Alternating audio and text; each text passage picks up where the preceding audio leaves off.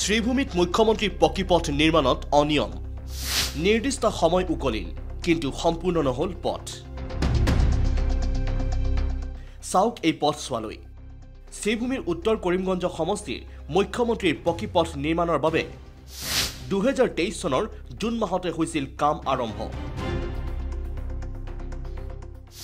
পথ নিৰ্মাণৰ বাবে আবণ্টন দিয়া হৈছিল 91,83,000 টকা কাম সম্পূৰ্ণ হোৱাৰ সময় আছিল 2024 চনৰ জুন মাহ কিন্তু আজি পৰ্যন্ত নিৰ্মাণ সম্পূৰ্ণ হৈ নুঠিল পথছোৱা ঠিকাদাৰৰ কামৰ নমুনা চাওক বাহন লৈ যোৱাটোতো বাদেই খোজকাঢ়ি যোৱাৰো উপযোগী নহয় এই পথছোৱা ৰাইজৰ অভিযোগ পথ নিৰ্মাণত হৈছে কেলেংকাৰী এইবাৰ চাওক এই দৃশ্যলৈ গাৰ্ডৱাল সমূহত মেলিছে ফাঁট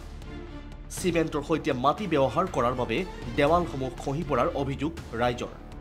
বাৰিষাৰ পূৰ্বে যদি কাম সম্পূৰ্ণ নহয় তেন্তে ৰাইজৰ কেনে অৱস্থা হ'ব সেয়া সহজেই অনুমেয়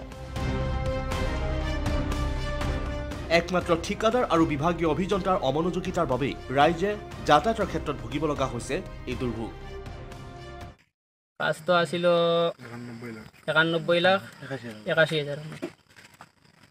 বারবঞ্জির একটা কাজ রাস্তার কাজ হয়েছে যে অত খারাপ একটা কাজ হয়েছে কোনো জায়গা আছে যে মানে এমনি মাটির উপরে মানে ব্লক বিছাইয়ে রাখিয়ে গেছেন যে কোনো জায়গা মেডেলও নাই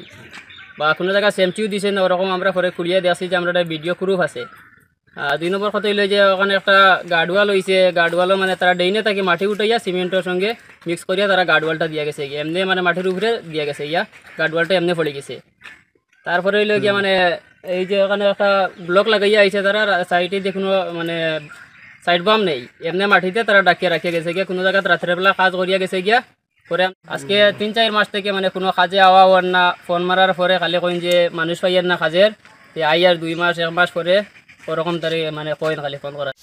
পিছে এই পথ নিৰ্মাণৰ কাম কোন ঠিকাদাৰে লাভ কৰিছিল